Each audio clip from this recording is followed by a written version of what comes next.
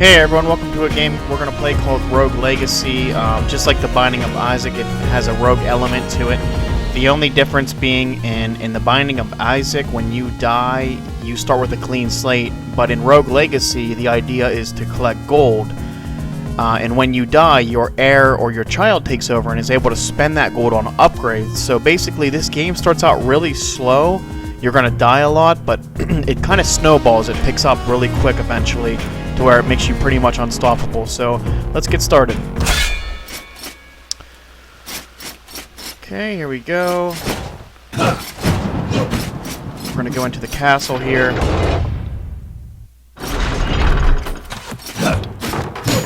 So to start, what you want to do is basically hit everything you can to unlock as much gold as you can. So these chandeliers are fair game to drop gold, and enemies also drop gold.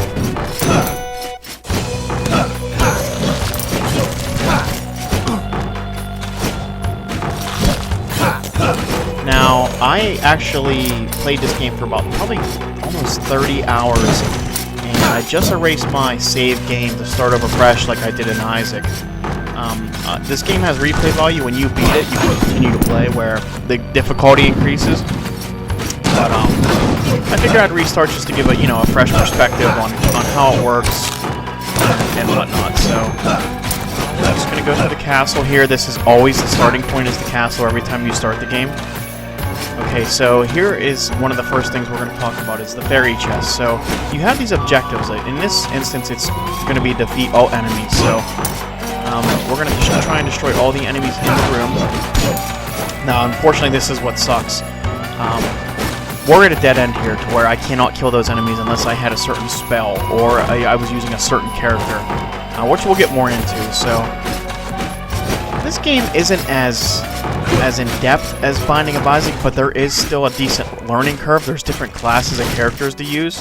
Right now, they started me out as a paladin, but there are other classes to use, which each class has pros and cons, but we'll eventually get into that. This is just, like I said in the introduction video, kind of like I did in Isaac. I'm going to explain things as I go.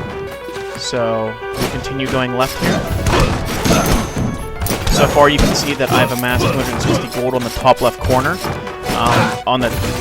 We're a level 0, that's our level right now, which is pretty sad, because I think on my playthrough I was like level 300 something, but it took a long time to get there. So below my level is my health, indicated in the green bar. I have 70 out of 100, and below that is my mana. I have 100 out of 100, which I'm not a big fan of spells in this game. Maybe you are, but I kind of like the meat and potato characters. They work for me better. Anyway, below the mana we have our gold, which we're at 290. And then below that we do have a spell the paladin can use, which is daggers. So I just cast it right there, which again, I don't think they're that good. I'd rather just swing my sword. Okay, right here we have our first chest.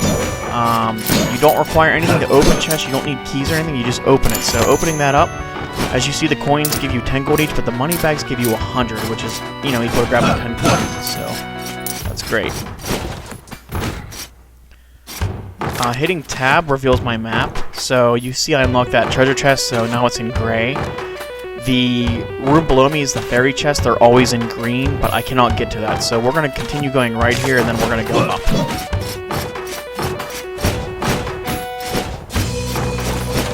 This game only came out about, I want to say, like 5 or 6 weeks ago. It was only like $14.99, which is ridiculous because it's such a great game. So I would say this is the buy of the summer. And recently, I want to say about 2 weeks ago, I was on Steam, and the game, they made it even cheaper. It was like $11. I'm like, I can't believe they dropped the price already on it because it's so great. So definitely pick it up. It's a fun game. It's addictive. You will not be sorry. This room is crazy, by the way. We got a bunch of ghosts. Those look like the ghosts from the first level of Ghosts and Goblins on Nintendo. Okay, so as you see, we were killed. Those are the enemies we killed. So this is, again, I want to, explain how the game works, but I want to get a visual going for you on how it actually works. So I get to choose my heir. You always get to choose between 3. Now, we were a paladin, so we'll go in between each of these. Sir Darwin, he's a knight. He's again, basically another paladin. And then on the right here, it kind of explains the attributes. They're pretty good at everything. And then they always have traits. Sometimes they're pros, sometimes they're cons. He remembers things with extreme clarity. I don't remember exactly what that does, but again, we'll eventually figure that out. And his spell's the dagger, just like last time.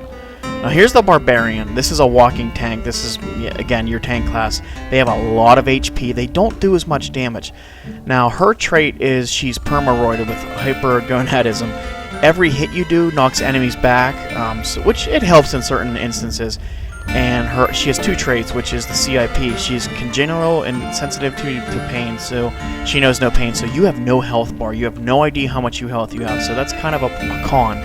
And her spell is the Chakram, which is basically like a disc. And down here we have another knight. So we'll switch it up. We'll go to the Barbarian. This is actually my favorite class.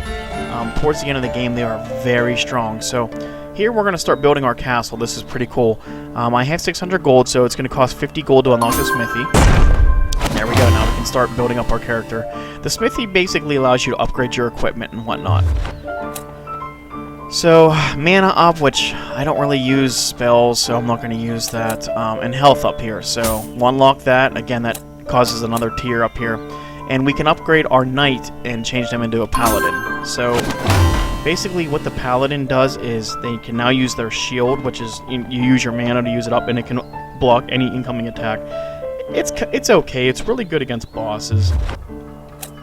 So we can also upgrade our equipment, which is, the more armored you are, the more you change up your equipment that you get from the blacksmith. It's heavier, so you want to be able to upgrade your equipment to where you can wear better stuff. So as you can see, this game's pretty cool because you keep unlocking things as you go. So I can unlock the architect. I'm not going to do that yet. We'll get into that later probably. And I can also unlock the enchantress, which I'll do. You also can put runes in your weapons. Which they might cause elemental damage and whatnot. So we'll upgrade our mana pool once, and I want to upgrade my health again. So I spent all my money. So like I said, this game snowballs. So now my hero now will be much stronger than my previous hero, and that goes with each one. Every time your character should be stronger than your previous one every time you play, unless you die really early in your run. So we're gonna keep going here. I'll do one more run for you. Now, like I said, you can't see her health bar because she suffers from that trait, so you can see it's a blank health. This guy, he sucks.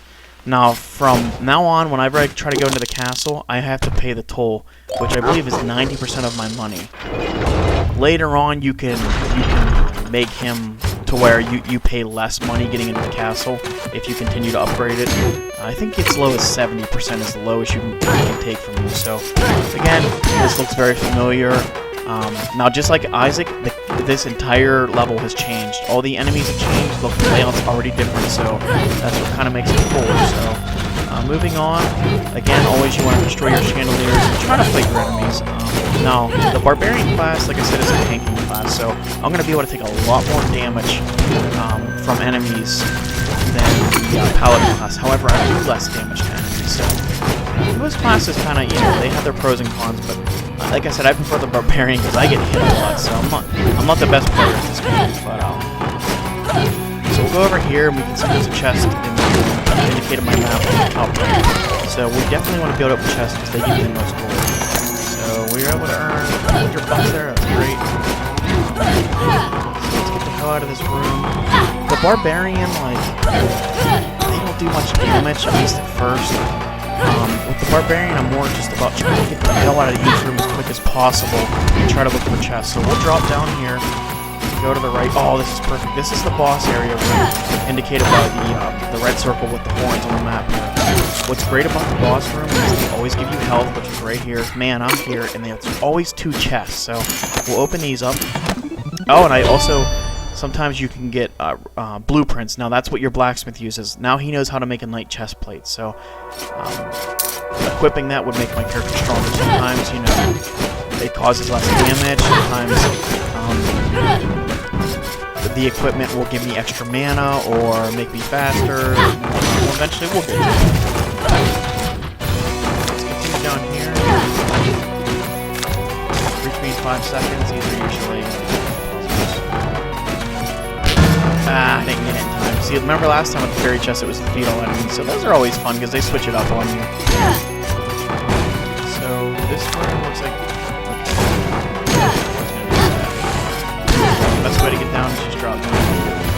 sucks is the power to climb back up. I have to go back. Going left. I don't want to go left, so let's see what's on the right side. Yes, there's a chest in this area. I wish I knew how much health I had. But anyway, oh, there we go. I died. Fuck, I was unable to get that one. So I've only killed a few enemies, but so we're gonna stop there.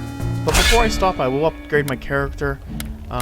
We have the Paladin, which that was our first run. We have the Mage, which I really think they are not good. So I've only used Mage a couple times. They don't do a lot of damage. They have a lot of mana, but they get killed real quick.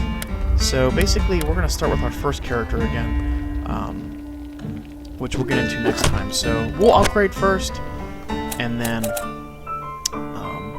we're gonna stop. So we'll unlock the Architect. What the Architect does is, what's cool about him, I didn't really use him much, but basically he can lock down a castle where it was the exact same layout as last time. However, you only collect 70% of your money. I think it's 70%. So instead of coins being worth 10, they're now worth 7. Or if money bags were worth 100, they're now only worth 70. So like I said, I really didn't use the Architect. I didn't feel that he was that good. So, okay, we'll use Attack up here. That's standard. It's going to increase my strength. So when I swing, it does more damage. So we will also, what else can we do here? We'll upgrade our health one more time. So there we go. So, alright, well, thanks for joining me on This Was Rogue Legacy. I might continue this series. If you guys like it, let me know. So thanks for joining me today, and I will see you later.